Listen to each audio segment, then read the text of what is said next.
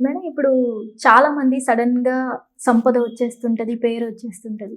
కొంతమంది సడెన్‌గా పాతాళంకి పడిపోతారు. అసలు అవును. వీళ్ళకంటూ ఏమైనా యోగాలుండి అలా జరుగుతుందంటారా? లేదంటే ఎవరైనా మేనిఫెస్ట్ చేయడం వల్ల ఇలా జరుగుతుందంటారా?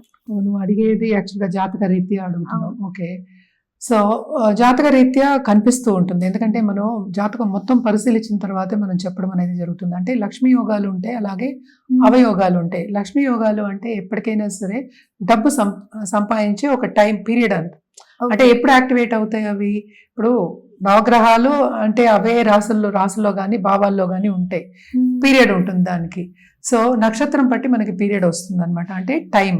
హ్మ్. సో, ఎప్పుడు వాళ్ళు సంపాదిస్తారు, ఎప్పుడు ఈ లక్ష్మీ యోగాలు గాని, లేకపోతే సంపద సంపాదించే యోగాలు గాని, ఎప్పుడు కీర్తి సంపాదించే యోగాలు గాని, ఎప్పుడు యాక్టివేట్ అవుతాయి అనేది మనం జాతక రీత్యా చెప్పడం అనేది జరుగుతుంది.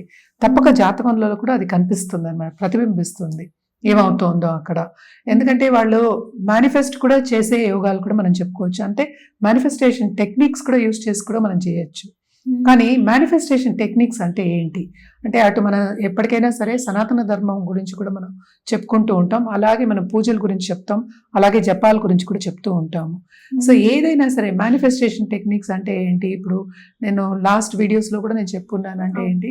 ఒక ముడుపు కట్టడం గాని, ఒక కోరిక కోరడం గాని, ఒక గుడిలో నేను సమర్పిస్తాను. అంటే చాలా మంది చేసున్నారు. అవును. అంటే పెద్ద పెద్ద బిజినెస్ పీపుల్ అందరూ చేస్తూ ఉంటారనమాట. అంటే ఏంటి మొన్న కూడా ఎవరో కిరీటం ఇచ్చారు. అంటే సిల్వర్ కిరీటం ఇచ్చారు. ఆల్మోస్ట్ లైక్ ఒక రూ. 1,00,00,000కో, 10,00,00,000కో ఇచ్చారు. మొన్న ఇంకోళ్ళేంటంటే ఒక జంజం లాంటిది ఇచ్చారు. గోల్డ్ జంజము. ఏంటి ఎలా చేస్తున్నారు ఇది? ఇవంతా ఏంటంటే బిజినెస్‌లో నాకింత ఎక్కువొస్తే నేను ఇంత మేనిఫెస్ట్ అవుతా. ఇంత సంపద నాకొస్తే నేను నీకింత ఇస్తా కానిక. అంటే వస్తుందని నమ్మకంతోనే వాళ్ళు మొదలెడుతున్నారు. అది ఫస్ట్. ఇప్పుడు జాతక రీత్యా మనం చూడాలి అంటే కనుక జాతకంలో అది ప్రతిబింబిస్తుంది. ఎలా ప్రతిబింబిస్తుంది? ఆ టైము. అంటే ఏంటి? మనం దశా విశేషాలు చూస్తాము. అదే టైంలో ఏది దశ జరుగుతోంది. ఏ దశలో వీళ్ళకి ఫార్చ్యూన్ వస్తుంది. అలాగే కీర్తొస్తుంది. అలాగే ఫేమ్ వస్తుంది అని చూస్తామనమాట. అది ఇది 2 కలవాలనమాట. అంటే ఏంటి? నీకు పాజిటివ్ థాట్స్ రావాలన్నా కూడా ఎప్పుడు ఎప్పుడు పాజిటివ్‌గా ఉండాలి. ఎప్పుడు మేనిఫెస్ట్ చేయాలి. ఇది కావాలి అనుకోవడానికి కూడా మన డిజైర్ ఉండాలి. ఆ డిజైర్ అనేది ఏంటంటే మనకి జాతకంలో కూడా కనిపిస్తుంది. అంటే ఏంటి? ఇంత సంపద నేను సంపాదించుకోవాలి. ఇప్పుడు ఉన్న దానికన్నా ఇన్ని సంపాదించుకోవాలి అనేది కూడా మనకి జాతక రీత్యా తప్పక ప్రతిబింబిస్తుంది. టైం కలిసొస్తుంది. అందుకని పెద్దవాళ్ళు ఏం చెప్తారు? టైం కలిసి రావాలి. ఏదైనా సరే మనం కోరిక అనుకుంటాము. టైం కలిసొస్తే అదే అవుతుంది. సో, సంపదైనా అంతే, కీర్తయినా సరే అంతే, ఫేమ్ అనుకోవడం ప్రముఖ వ్యక్తుల సత్సంబంధాలు ఏర్పడాలన్నా సరే, ఏదైనా సరే మనకి జాతక రీత్యా మనకి కనిపిస్తుందనమాట. ఇప్పుడు యోగాలు. యోగాలంటే ఏంటి? కలయిక ఆఫ్ 2 ప్లానెట్స్‌ని కలిస్తే మనం యోగాలంటాం. అలాగే కేంద్ర కోణాధిపతులు కలిస్తే గనక పెద్ద యోగాలంటాం. అవి ఎప్పుడు యాక్టివేట్ అవుతాయి? ఆ దశలొస్తే యాక్టివేట్ అవుతాయన్నమాట. సో, ఒక్కొక్క జాతకం చూసినప్పుడు ఏంటంటే పర్మిటేషన్ కాంబినేషన్స్ చాలా ఉంటాయి. సో, ప్రాబబిలిటీ కూడా ఎక్కువ ఉంటుందన్నమాట. సో, దాంతో పాటు మనం దశా విశేషాలు చూసినప్పుడే మనం ఒక నిర్ణయానికి రావచ్చు. సో, తప్పక ఏంటంటే ఇప్పుడు సినిమా యాక్టర్స్ కానీ, లేకపోతే స్పోర్ట్స్ పర్సన్ గానీ, ఇప్పుడు రీసెంట్‌గా కూడా మన విమెన్స్ టీమ్ విన్ అయింది. వాళ్ళకేమో 5,00,00,000 ఇచ్చారు, 10,00,00,000 ఇచ్చారు. ఇవన్నీ వింటున్నాం. కాணிకలు ఇచ్చారు అని వింటున్నాం. సడెన్‌గా డబ్బొస్తుంది అంటే ఏంటి? అది మేనిఫెస్టో చేయడం అవుతుంది. వాళ్ళ గోల్ దిశగా వాళ్ళు నడిచినప్పుడు యూనివర్స్ అనేది మనకి ఏంటంటే సపోర్ట్ ఇస్తుంది. అంటే ఏంటి? మనమేమో ఈ గోల్ కావాలి, ఇలా వెళ్ళాలి, ఇలాగే నేను చేస్తాను, ఇదే నాకు కావాలి అనుకున్నప్పుడు తప్పక మనమేంటంటే ఆ ఫ్రీక్వెన్సీలో ఉండి ముందుకు నడుస్తున్నాం. సో, ముందుకు నడుస్తున్నప్పుడు అదే ఫ్రీక్వెన్సీ మనకి తిరిగొస్తుంది. అంటే ఏంటి? ఇదే కావాలి అనుకున్నప్పుడు చాలామంది స్పోర్ట్స్ పర్సన్‌కి ఆ పట్టుదల అనేది ఉంటుంది. అదే మనకి గోల్ అనమాట. ఆ పట్టుదల, ఆ కాన్ఫిడెన్స్ తెచ్చుకున్నప్పుడు యూనివర్స్ సపోర్ట్ కూడా మనకు ఉంటుంది. దాంతో పాటు మనకేంటంటే మనకి జాతక రీత్యా కూడా సపోర్ట్ అనేది ఉంటుంది కనుక తప్పక అది మేనిఫెస్ట్ అవ్వడం అనేది జరుగుతుందనమాట. మేడం మరి జాతకం చూసినప్పుడు మంచి టైం వస్తే మేనిఫెస్ట్ చేస్తే అయితుందంటారా మరి? తప్పక అవుతుంది. మేనిఫెస్టేషన్ టెక్నిక్స్ కూడా మనం ఏంటంటే మన సనాతన ధర్మంలో చెప్పడం అకార్డింగ్ టు అస్ట్రాలజీ లేకపోతే జాతక రీత్యా చెప్పడం ఏంటంటే ఫస్ట్ ఆ ప్లానెట్ యాక్టివేట్ అయిందంటే తప్పక ఏంటంటే ఆ ప్లానెట్కి చేసే పరిహారాలు చేస్తే కనుక రెమెడియల్ మెషర్స్, అది కూడా ఏంటి మనం చెప్పేది జపం, మంత్రం, లేకపోతే పూజలు ఇవే చెప్తాము. సో లేకపోతే ఒక జెమ్ స్టోన్ కానీ రుద్రాక్ష కానీ ఇవే కదా ఇచ్చేది. సో ఇవన్నీ చూసుకున్నప్పుడు ఏంటంటే మనలో మన కాన్ఫిడెన్స్ పెరుగుతుంది. సో అప్పుడు ఏమవుతుంది, మన గోల్ దిశగా మనం వెళ్తాము. ఆ స్ట్రాంగ్ డిజైర్ అనేది ఇంకా స్ట్రాంగ్ అవుతుంది.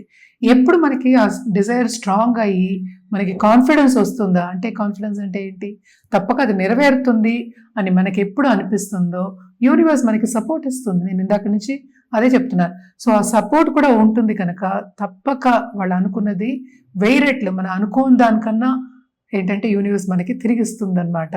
సో దానికి టైం అనేది వెరీ ఇంపార్టెంట్. మన జాతక రీత్యా ఎందుకు చూస్తాం, జాతకం ఎందుకు చూస్తాం అంటే ఎప్పుడు టైం బాగుంది అని చూస్తాం.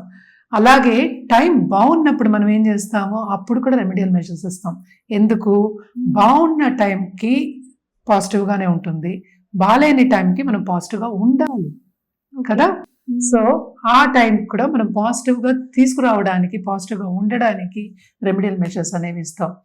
రెమెడియల్ మెషర్స్ ఇచ్చినప్పుడు, ఒక పూజ ఇచ్చినప్పుడు, లేకపోతే ఒక జపం ఇచ్చినప్పుడు ఏంటి, ఇది చేస్తే నాకు తప్పక ఆ కోరిక అవుతుంది అనే నమ్మకం వస్తుంది. అంతే కదా. ఎందుకు చేస్తున్నావు, యాంకరింగ్ టెక్నిక్ గురించి కూడా మాట్లాడాం మనం. సో ఈ పూజ చేసినా, ఈ జపం చేసినా, లేకపోతే ఈ రుద్రాక్ష వేసుకుంటే రోజు రుద్రాక్ష చూసుకుంటాం. చూసుకున్నప్పుడు ఏంటంటే తప్పక నేను అనుకున్నది నెరవేరుతుంది అనే డౌట్ లేకుండా ముందుకు సాగడం అనేది జరుగుతుంది. సో తప్పక మేనిఫెస్టేషన్ టెక్నిక్స్కి మన జాతకానికి పొంతన అనేది కనిపిస్తూ ఉంటుంది అనమాట. అది టైం వచ్చినప్పుడే అవుతుంది.